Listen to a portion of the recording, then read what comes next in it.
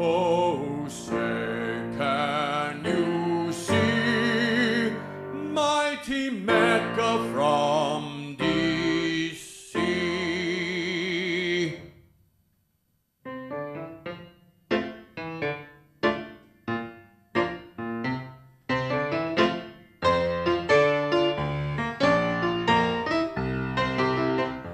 Mr. Mohammed, I've got a question for you.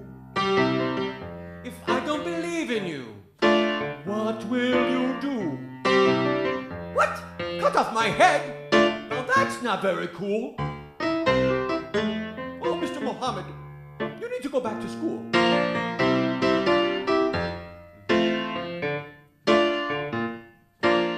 Standing for truth in the four corners of America. Fighting for justice on the frontiers of the culture wars. And turning resistance into an art form.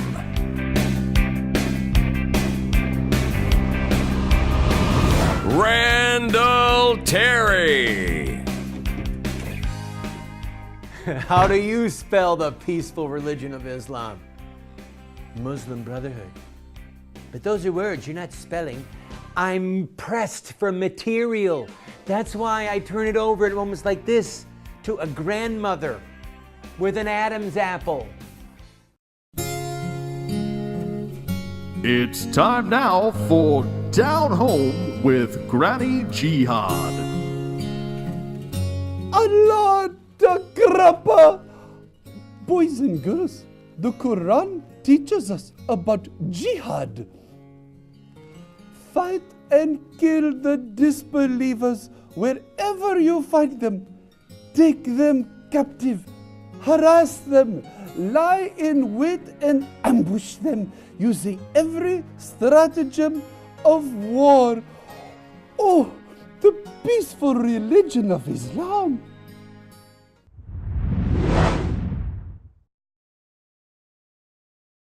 Welcome to today's show, friend. I have to have fun when I do this program, especially when I cover this material, because if I didn't, I would lose my mind, all right? This is so dark. When you really look at the Muslim Brotherhood and historic Islam and what it has done to enslave people, to brutally murder people, to torture people, and it's all a part of the very fiber of their religion, part of the example of Muhammad himself, all right? Remember, if you didn't know it and you're just flipping through the dial, Muhammad killed people with his own hand. All right? He decapitated people. Jesus died to start Christianity. Muhammad killed to start Islam. Now you've got it in a bumper sticker. So anyway, this is stressful stuff. It's stressful stuff. Because Islam is committed to the destruction or the subjugation, the complete enslavement of the church. You know how much I hate child killing. But if I had to choose to live in a country that was free, like America, that killed its babies, or a country that was a Muslim country but did not kill its babies, I would still choose America, because at least we can fight to end the child killing, and the faith of Jesus Christ given to us through the Lord, his apostles, and then the church, we have it, all right? We have it. So when we look at the Muslim Brotherhood, we have to understand that this is not new and novel, all right? This is as old as Islam itself. I'm getting ahead of myself. All right, let's get back to Hassan al-Banna and the Muslim Brotherhood. Founded in 1928, by 1936 they had 20,000 members, by 1939 they had 100,000 members. They're exploding, right? 1944 they had 500,000 members. And as I mentioned yesterday, the Brotherhood was sending arms and warriors to fight in Palestine against the Jewish movement for a homeland. And again, al-Banna's stated vision, Hassan al-Banna, the founder of the Muslim Brotherhood, was to re-Islamize historically Muslim nations and then to see the authority of Islam expand to encompass the entire world. Now, while al-Banna's ideas were in no way new, in no way novel, okay, his ideas were as old as Islam itself and could be found in many of the Orthodox writings from Muhammad's era to al-Banna's day. I mean, that's the stuff he was reading. That's where he got these ideas, all right?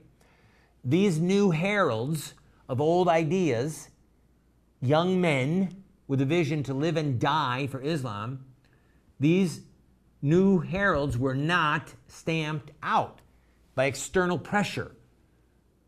They were not. The government tried to destroy them. The Egyptian government eventually tried to completely suppress them. They weren't stamped out. When their leadership changed, no. And the reason that the Muslim Brotherhood has withstood every effort to destroy it by every so-called Muslim dictator in the world was because al-Banna spent so much time developing the infrastructure of his organization. Okay?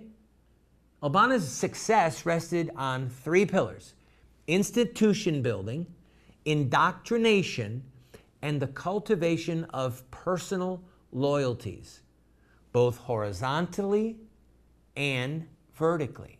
All right? Personal loyalties to the brothers in your cell and to the leaders.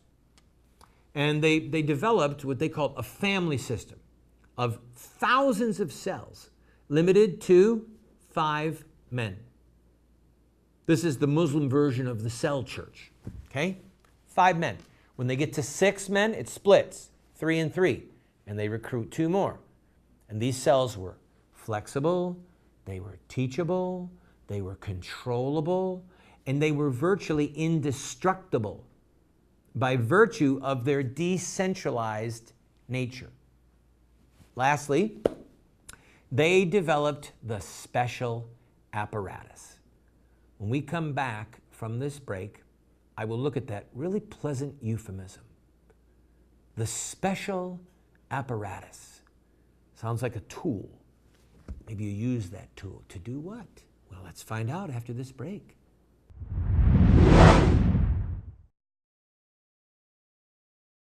My wife and I, for 5 years, have been grinding our own wheat and baking our own bread from scratch. Within 2 hours, you can have fresh wheat in your hand and then piping hot bread come out of the oven. The most nutritious and delicious bread you will ever have. And we do it for under $1 a loaf. Call Paula's Bread and find out about this grain mill and the mixer and how it can save you money and change your life. Do you want to have knowledge, wisdom, discernment? If so, you have to read good books on theology, history, books that look at the lives of great men and women. So to help you to become a more effective Christian, a better witness for truth, somebody who can engage in productive conversation that exhorts and edifies those that you speak with, we're going to do something crazy. We're offering you these 7 books for a gift of any size. You just pay for the shipping and handling, and then give whatever gift that you can, and we will send them to you. But just to make it a little bit more crazy, I will send you a second copy of my 3 books, autographed. You can give them as a gift to your pastor or to a family member and help extend truth and justice in the world. This is while supplies last.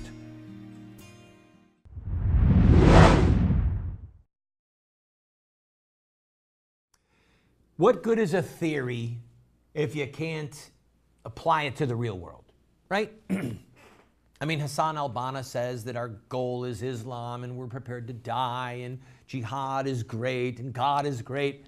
All right, you got your little cell groups. You're teaching that we need to restore the caliphate.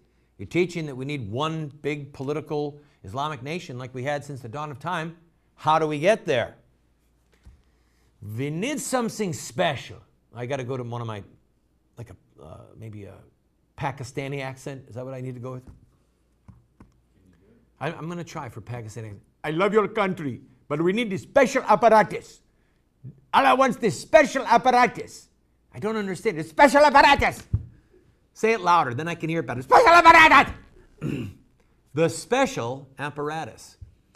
A paramilitary wing. Yes, the Muslim Brotherhood created a secret society inside of the secret society called the special apparatus. It was a paramilitary wing. For the purpose now, the practical application of jihad. The Muslim Brotherhood's slowly built organizational structure with mortar-like ideology and relational cohesion ultimately withstood the efforts of both the British and the Egyptian authorities, and the authorities in a lot of other Islamic nations, to destroy it. And folks, I'm telling you, they have been trying to destroy it to this very day. And guess what? The Egyptian government of Mubarak fell and the Muslim Brotherhood is still standing. Muammar Gaddafi is dead and the Muslim Brotherhood is still standing. And oh yes, they have enormous amounts of control in Egypt and Libya. So this special apparatus had rigorous physical and mental training. They were doing all-night prayer vigils, Quran study. There were about 1,000 brothers, Muslim brothers, in the special apparatus by the mid-1940s. Now they came to consider themselves as the elite of the Brotherhood. And regarding armed struggle for Islam, the so-called free officers were born at this time. Now these were military officers inside of the Egyptian army that were sympathizers with or members of the Muslim Brotherhood. And they trained the Brotherhood's mujahideen in the use of arms. So they would get an Egyptian officer or a sergeant who became a devout member of the Brotherhood and said, hey, you know how to use guns, you've got military training, train us. So these free officers trained other members of the Muslim Brotherhood, and thereby, that's what they call themselves, free officers, thereby they created the literal terrorist wing of the Muslim Brotherhood. All right, I'm going to take a break. When we come back, who was the first major political leader to be assassinated by the Muslim Brotherhood? I'll be right back.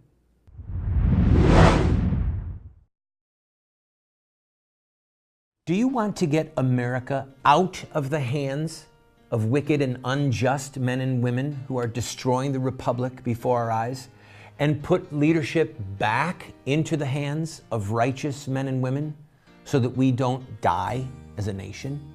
Well, you're talking about social revolution, and there are rules in social revolution. We can look at the victorious social revolutions of the past, such as the end of slavery, the end of child labor, women's voting rights, the end of segregation, and so much more, and learn from their victories. Look at their actions, their images, their rhetoric, their sacrifices, and their final fruit. We will send you this series that originally cost $129, 7 books for students, 1 teacher's guide, if you'll give a gift of any size and just pay for shipping and handling. Take advantage of it today.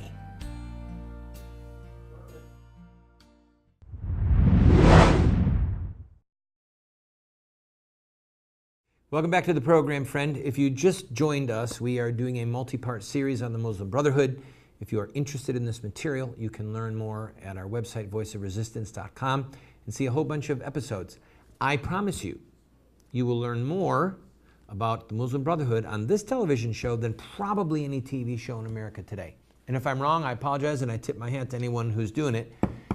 And I thank God for this network and for our affiliates who have the courage to air the truth and are not browbeaten by political correctness into silence or by fear. All right?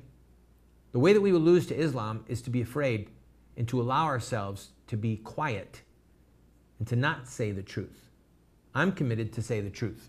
And I hope you are too, and that's why I hope you're watching this program. All right. The special apparatus being trained by free officers. Jamal Abd al-Nasir is the man who led the coup against the Egyptian government in 1952, ultimately became president. He was a key player in the free officers, and he had close ties to the Brotherhood at the beginning of his rule. By the way, does the name Anwar Sadat ring a bell with you? The man, the Egyptian president, who signed a peace treaty with Israel? He was also an early member of the free officers. and their partial ideological heirs in the Egyptian army, all right, because they had people that got more and more crazy, more and more devout. Some of their former brothers from the Muslim Brotherhood actually assassinated Anwar Sadat in 1981. I'm getting ahead of myself. Anyway, notably for this television series concerning the Brotherhood, today anyway, Al-Banna stood, this is critical, Al-Banna actually ran for office. He stood for election on 2 separate occasions. Now this is critical because inside of the Muslim Brotherhood there are those who are willing to do it from the bottom up, to get elected, to win elections and to take over a government, and then there are those who are willing to do it from the top down. Actually, any devout Muslim probably would want to see it from the top down because they won't even honor the democratic system. But if they can get elected and get the levers of power in their hand and then shoot the head of democracy, they're happy to do that. Because the issue is to get control of the government so that you can implement Sharia law. All right? Anyway, simultaneously with his personal move towards more political action, in the early 1940s, he created the special apparatus. So you've got these 2 tracks going on. From the bottom, let's try elections. From the top, let's try revolution. Now, while Al-Banna was publicly declaring his loyalty to the government, the secret apparatus, or the special apparatus, was being designed and implemented for violent jihad in Egypt. First, to fight the British. Second, to protect the Brotherhood from the government. And when needed, to simply advance the agenda of historic Islam. And as we'll see, this duplicity, I'm for the government, I'm creating a special apparatus to overthrow the government. I believe in free elections, I want to overthrow the government. This duplicity is woven into the very fabric of the Muslim Brotherhood to this day. All right? Hypocrisy, deceit, double-handed dealing. This is double dealing. This is part of the fiber of the Muslim Brotherhood, exemplified and practiced by the founder, Hassan al-Banna. All right, when we come back from this break, I'll begin talking about one of his publications called Toward the Light. This is when he started to really tick off the leaders of Egypt and basically every other despot, Muslim despot, who ruled in a so-called Muslim country, because what he said in Toward the Light was, you're in the dark, and I can show you the way out. The altar is open for jihad. Come forth, brothers, come forth.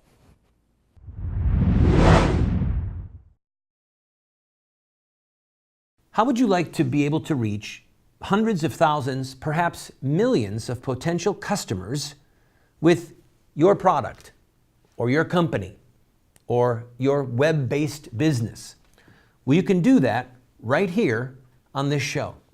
Every single day, we get phone calls or letters or orders online from states all over the country where people are watching this television show. Right now, we are seen in 45 cities at 8:30 p.m. Eastern Time every night, and then a rerun again at 12:30 midnight. You can reach them using this show at advertising rates that are so inexpensive, it would blow your mind. So, if you're interested, contact us at the phone number that you see on the screen or the email address, and we can talk about how you can grow your business and help support this show.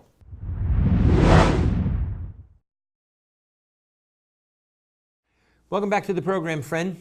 Hassan al-Banna, the 22-year-old watch repairman and elementary school teacher whose dad was a brilliant hadith scholar. By the way, I use words like that guardedly, all right? The hadith are the words of Muhammad. Hassan al-Banna started the Muslim Brotherhood, and then he wrote a letter to the King of Egypt, the Prime Minister, and to the political leaders of basically every Muslim nation that emerged after the breakup of the Ottoman Empire. The name of that piece of literature is Toward the Light. On the next program in this series, I will read to you some of the more lengthy passages of toward the light. And it was the goal of the Muslim Brotherhood declared to kings, to political leaders. Al-Banna believed, here's kind of an overview, right? Al-Banna believed, as Muhammad taught, and Muhammad's companions modeled, that Islam answered all questions and gave binding direction and laws for all matters in this life, that it had a legislative aspect, Sharia law, that must be obeyed and spread by Muslims from one ummah, one people, and one caliph. The end, all right? Now, in June of 1947, he published this, about a 20-page tract called Toward the Light, written to the king of Egypt, and it was sent, he actually said in the foreword, to kings, princes, and rulers of various countries in the Islamic world. He also sent to a great number of civic and religious leaders in various countries. Well, his message was the need to rebuild Egypt and all Muslim nations from top to bottom on the principles of Islam, not on the tormented, wretched, greedy ideals of Western nations. He gave a lengthy application of Islamic principles, filled with literally dozens of quotes from the Quran. You can Bing it, all right? Look for it online. Just say Toward the Light, Hassan al-Banna. You can read the thing for yourself. He gave tons of quotes from the Quran regarding the armed forces, public health, science, morality, education, civil service, minorities, economics. He then finished with his overarching exhortation, all right? The real reason of his writing, and it's the thing that made him and his followers personas non grata in the halls of Middle Eastern power. Namely, he called for an end to all political parties, the full implementation of Sharia law, training Muslim youth in Islamic jihad, and the restoration of the office of the caliph. Okay? Now he ends Toward the Light with an offer for the Muslim Brotherhood to help achieve these goals. Here's what he said. We place ourselves, our talents, and all we possess in the hands of any committee or government desirous of taking a step forward, hand in hand with an Islamic nation, note singular nation, toward progress and achievement. We will answer the call, and we are prepared to sacrifice ourselves. There you have it. So he kind of does a fishing expedition, only he's the one who gets caught up in the net. We'll talk more about that in some of the coming shows. Now, from a Western democratic perspective, the Muslim Brotherhood's stated goals in Toward the Light, okay? I've read the entire document, beginning to end. The stated goals of Toward the Light and many other publications from the Muslim Brotherhood and things that he wrote, it's a roadmap. The Toward the Light is a roadmap down the Wahhabi River. The Wahhabi River, that's a play on words. Wahhabis are the Sunni sect that dominate Saudi Arabian policy. I've got my guy here going, oh, what's the Wahhabi River? I ain't never heard of Wahhabi. Way down upon Wahhabi River. That's the play on words. Wahhabi Muslims are tyrants. You want to see what true Islam looks like? Go to Saudi Arabia. Anyway, it's a blueprint. Toward the Light is a blueprint calling for the end of free speech, okay? The end of a free press, the end of freedom of religion, all right? The total Islamization of society according to Sharia law. If I was in a Muslim nation doing this show, I would be killed. I've already had death threats from the Muslims, all right? That's what Sharia law, that's what it's all about, people. What's it all about? Al-Banna.